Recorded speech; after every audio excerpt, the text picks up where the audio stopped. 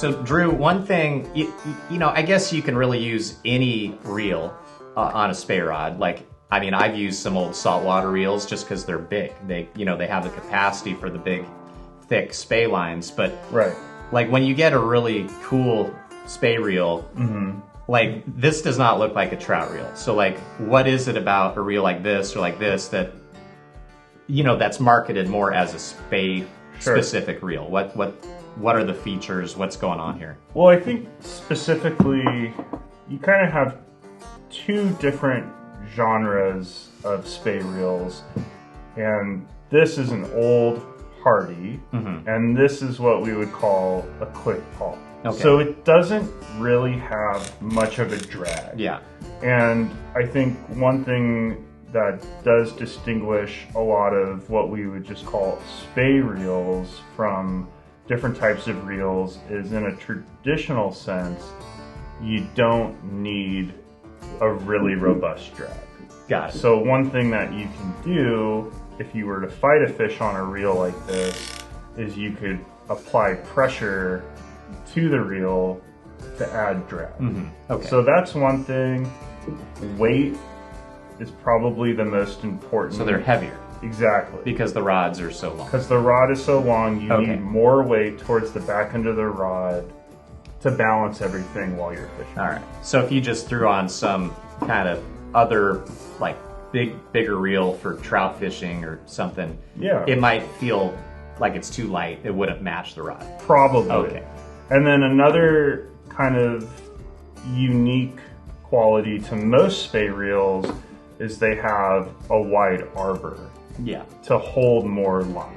So more capacity compared to a reel that would have a skinnier arbor for the width. Got it. Now this reel, which is a newer reel, this reel does have a pretty robust drag on it for people who don't want to fish with an older click and pull reel. So you kind of have both options available to you. Okay. Yeah. Cool. All right. So let's talk about that. What's, you kind of stripped this reel back. Yeah, so I've taken the head off, and one thing that I just wanted to show, because I see this a lot as a guide, is I wanted to kind of demonstrate how you put the head onto the running line. Right. So what you can see here is I have a pretty big loop at the end of where my running line is. And the most important thing is to come and find the back of your head. Now the back of almost all Spey heads is marked with a different color. Exactly. So you want to put it on the right way. It casts better that way. It does cast better that way. So for this head, this is a Rio skagit head, and it has a dark blue marker to distinguish the back of the head. Now, what's important is that you take whatever is on the reel end, so whatever is connected to the reel, and that goes through the opening on your head or your tip or your leader. We're always going to do it the same no matter what. Exactly. So one way to think about it is whatever is connected to the reel is the male end. Okay. And the male end goes through whatever end is not connected to the reel. Yeah. And then you come and you find the front of your head, and you go through that same opening, like this. Or if it's all coiled up, you can take the whole thing through. That's why that loop is so big. Right? That's right. Okay. And if you're standing in the river, it's really nice to just put the whole coil through and then let the current sort it out for you.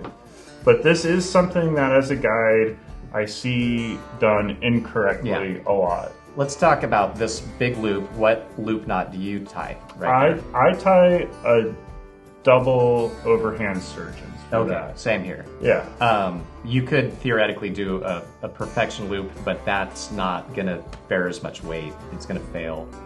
Yeah, potentially. More easily, in my experience. Yeah, I think that's true. I think the most common knot to tie back here for this loop knot is a overhand surgeons.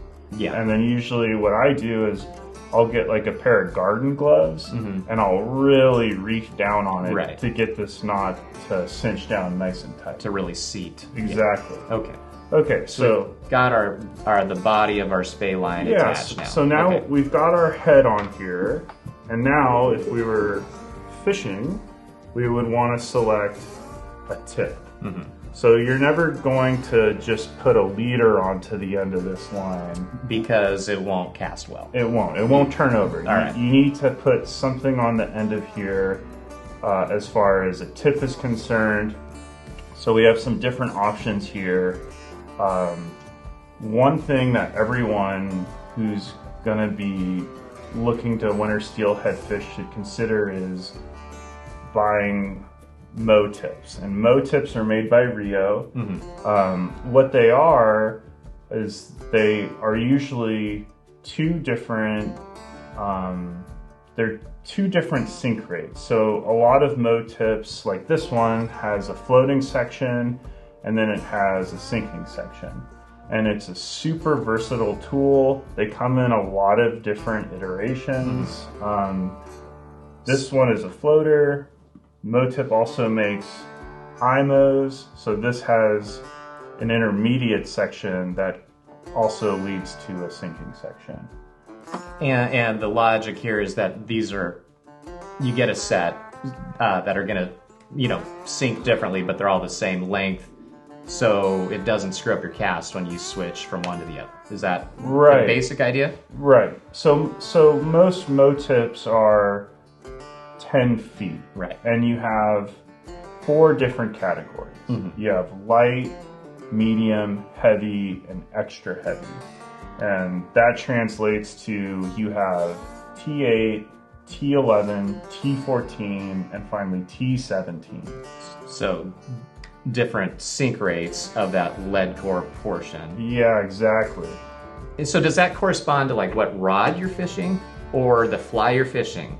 Well, how do you choose whether you're going to go with the light, medium, heavy, extra heavy? I would say the biggest determining factors are the depth of the water and the speed of the current. Okay. So you might have a 6-weight rod and still fish an extra heavy. Yeah, potentially. You could. At some point, the weight of the rod will become a factor. Okay. So, for instance, I'm probably never going to fish 10 feet of T17 on a 6-weight Spey rod. It would just be too much. It would probably be a little much for that rod. So that's something to consider. I think with these Mow tips, you have a lot of different options for the level of sink or the length of sink. You have 5 and 5s, you have 2.5, you have 7.5, and then finally you just have a full sink. Full sink. Yeah. So this is just 10 feet of T14. This is 10 feet of T11. Right. These are also for winter steelhead fishing. These are both super important tools to have. Got it. So for your typical NorCal winter steelhead fishing with your 7 and 8 weight rods, are you using like the heavies or the mediums or have like the extra heavies? What's the most common? I'll use them all. I would say it depends. Okay. And, all right. And it varies depending on the run. It varies depending on the conditions. You want to have a wide array of tips. Okay. I would say that to anyone looking to get into this. For people starting out, you definitely want to have your 10 feet of T14 and you definitely want to have your 10 feet of T11. These two I will fish more often than probably anything else in winter. Okay. As far as the Mow tips, I think the most versatile one is the 5 and 5. Right. And that's in all the categories. Yes. That one just half fishes, sinking, half floating. Yes. So, let's just pick one of these. Let's put it on there. This is 10 feet of T11. I got it all wrapped up here. So again, there's a right and wrong way to do this. So, but this one, it's interchangeable because it's full sink, you can tie on either end, right? Exactly. Okay. Yeah, that's right. Right. That's right. Don't, with the half and half, we would not do that. Right. You have to put the floating end Right. to the floating. the line. Yeah. Okay. So male end connected to the reel, goes through our welded loop there, and then we come and find the end of our sink tip, and we go through that welded loop on our head. So now we have our sink tip all rigged up and ready to go. Okay. All right. That looks good. So next step.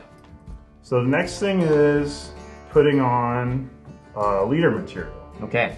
And, you know, this is spey fishing in winter. I mean, this is pretty basic stuff. Mm-hmm. I usually just fish either 3 feet to 8 feet, depending on clarity and depth of either 12 or 15 pound Maxima Ultra Greens.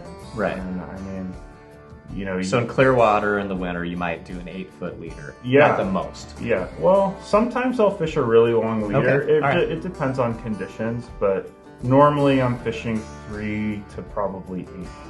And why, I understand why you wouldn't go lighter than 12 because of just the size of the fish we're after. Yeah. Why, I mean, these fish aren't probably leader shy. Why would we not just fish something even heavier than 15? I don't like fishing heavier than 15 because when you get your fly stuck on the bottom, I don't like putting that much pressure on the rest of the tackle to break the line. Like you might break your line, your head or your tip or something before that. Exactly. That tip it breaks. Especially if you can't get back to your head and you're pulling on the running line. You could lose everything. You could lose everything. Okay. And I've seen that happen. Yeah. So 15 pounds going to do the job. I think so in most scenarios. And still allow you to break off when you get snagged on a rock. I would say so, yeah. All right. Sounds good. Okay. So that's no tapered leader. We don't have to have different sizes tapering down. We just have... Right. So let's say 5 feet of 15 pound, depending, right. Possibly. So you're gonna pull some of this off.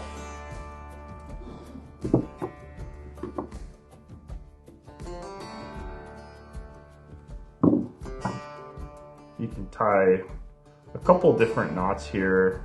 I'm just gonna tie a really quick perfection loop because it's fast and easy. All right. Okay, got our loop to loop. Yeah, got our loop to loop there. All right, so and now we're talking flies.